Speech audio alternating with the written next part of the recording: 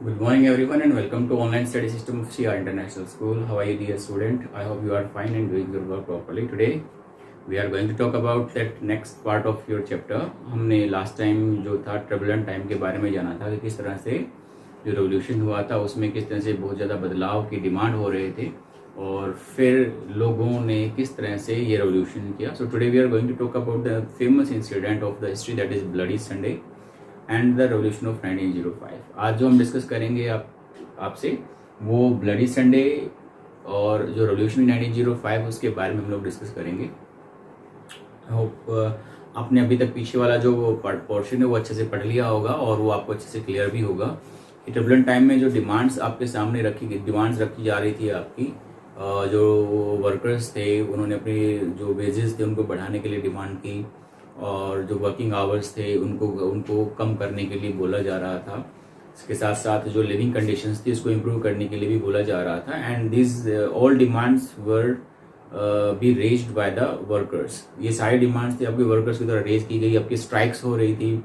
अब स्ट्राइक्स के थ्रू क्या हुआ आपका कि इन डिमांड्स को लेकर ड्यूरिंग द ट्रिबुलेंट टाइम, जब ट्रिबुलेंट टाइम था When change were demanded, जब बहुत सारे बदलावों को मांगा जा रहा था. बदलाव जैसे मैंने भी आपको बताया कौन से चेंजेस. रिडक्शन आवर्स चाहिए उनको, जो समय टाइम पीरियड है आपका वो कम होना चाहिए, आपका वर्किंग आवर्स कम होनी चाहिए, उनके वेजेस बढ़नी चाहिए करके. दूसरा आपका living condition, sanitation should be improve. ये सब सारी डिमांड्स उनके द्वारा रखी गई थी.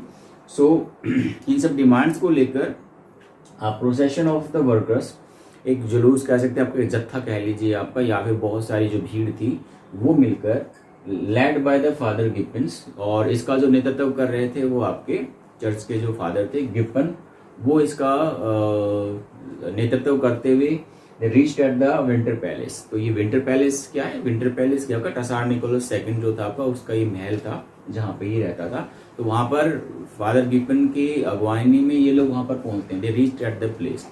वहाँ पर पहुंच जाते हैं और अपनी डिमांड्स को राजा के सामने रखते हैं. तो इनको लगा था, दे थॉट दैट कि राजा उनके डिमांड्स को एक्सेप्ट करेगा कि नहीं करेगा. बट क्योंकि राजा तो इन सबके अगेंस्ट में था, he did not accepted the demanded. उन्होंने इसकी डिमांड को एक्सेप्ट नहीं किया. और जो प्रोसेशन था वो उसको डिमांड मानने की बजाय द प्रोसेशन वॉज अटैक्ड. जो प्रोसेशन था, जो जुलूस था, जो भीड़ वाले लोग थे, इन पे क्या करवा दिया गया? अटैक करवा दिया गया by the police and the कोसेक्स.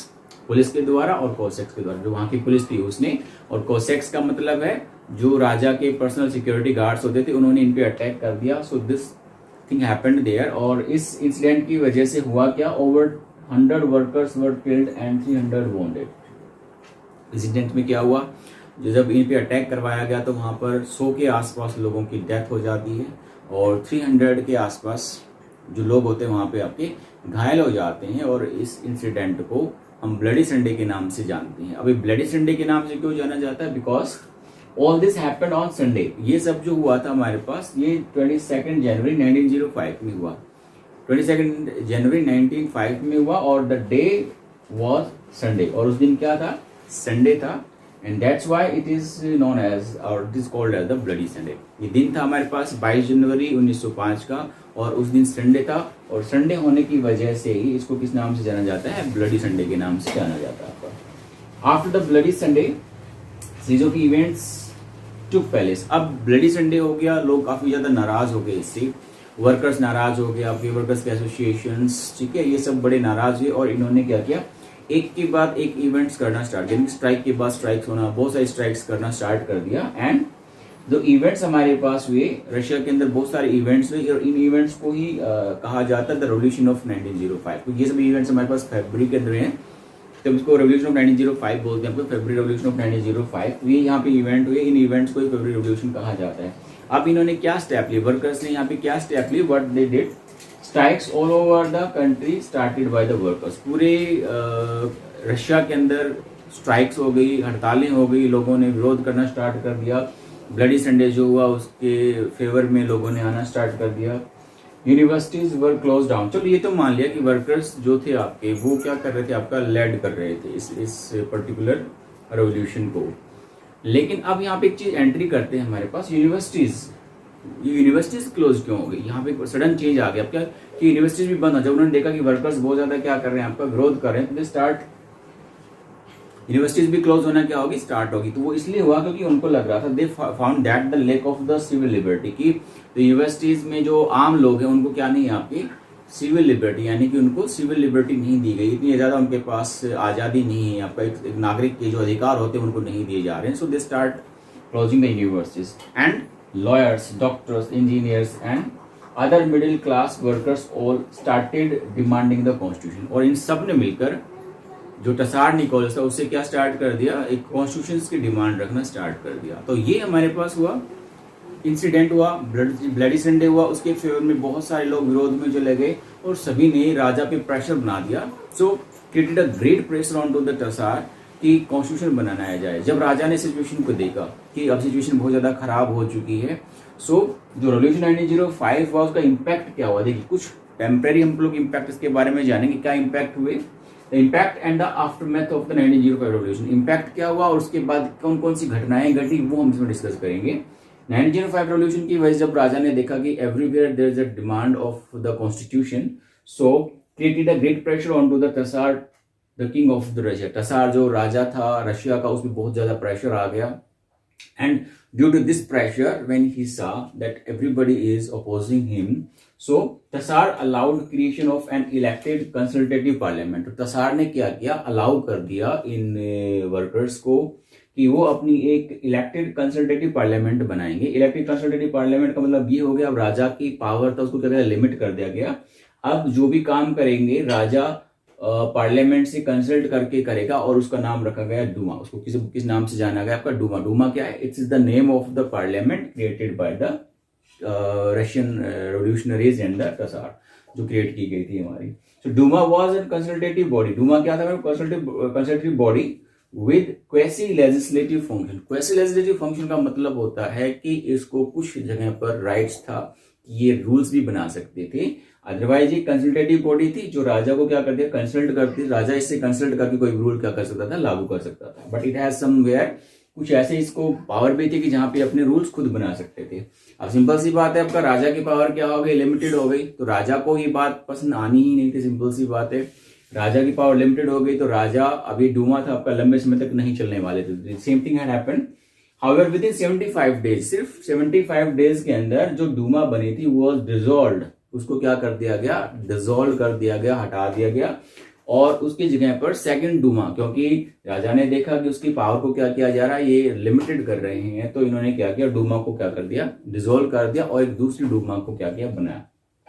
दूसरी डूमा को बनाया, but after period of time second Duma was also dissolve. दूसरी डूमा जो बनाई थी उसको भी ज्यादा लंबे समय तक नहीं चलने दिया गया और उसको भी क्या कर दिया, डिसॉल्व कर दिया गया।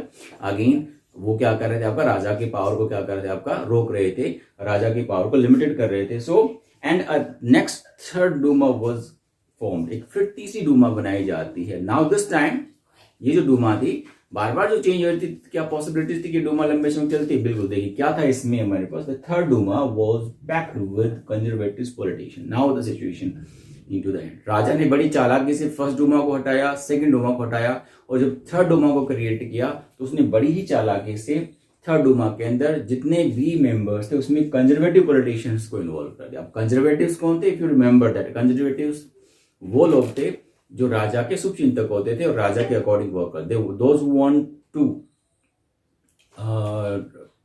Who want to create the old regime, और जो राजा से जो पावर मिल रही थी उनको वो लेना चाहते थे, तो ये वो लोग थे जो राजा के फेवर में लोग थे।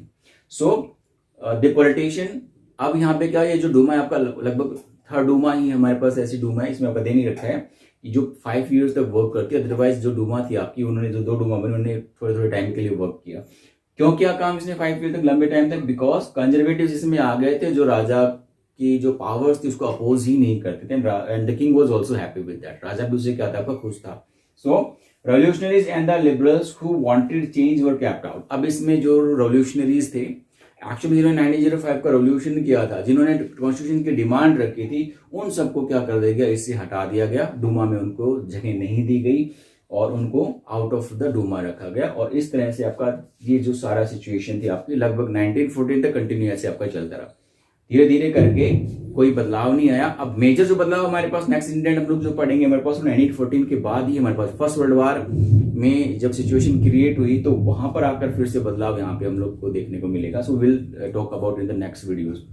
अब हमारे साइड में एक माइंड में ये आता है कि जो रेवोल्यूशन की थी, जो वर्कर्स यूनियन थे, ट्रेड यूनियंस थे, उन्होंने जो इस मूवमेंट को स्टार्ट किया था, ब्लडी संडे जो इंसिडेंट हुआ वो भी उन्हीं के थ्रू करवाया गया, उन्हीं पर ही हुआ था।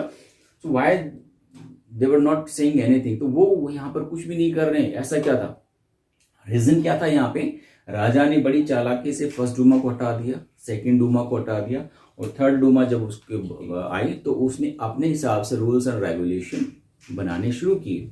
अब रूल्स रेगुलेशन बने तो उसने क्या किया कि जो ट्रेड यूनियंस थी, कमेटीज थी, उन सबको क्या कर दिया उन्होंने, इलीगल डिक्लेयर कर दिया। And all they were band and declared illegal, सबको क्या कर दिया गया था, राजा के द्वारा बैन कर दिया गया था और उनको इलीगल डिक्लेयर कर दिया गया था। So this was the revolution of 1905। ये हमारे पास रेवोल्यूशन था। अब सीधे सीधे क्वेश्चन बनते हैं आपके, what was the bloody Sunday? Bloody Sunday का इंसिडेंट क्या था उसके बारे में आप बताइए।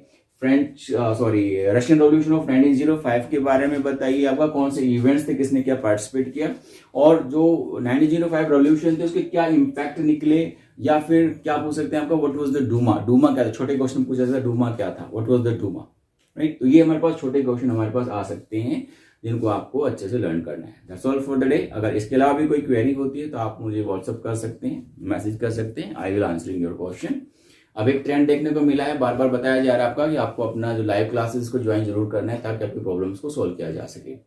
Join your live classes in maximum number, आपकी प्रॉब्लम्स को ताकि वहां पे सोल्व किया जा सके। लेटर ऑन अभी आपके पास टाइम बहुत कम रह जाएगा तो फिर आपकी प्रॉब्लम सोल्व नहीं की जा सकेंगी। That's all for the day. See you next time. Bye. See you again.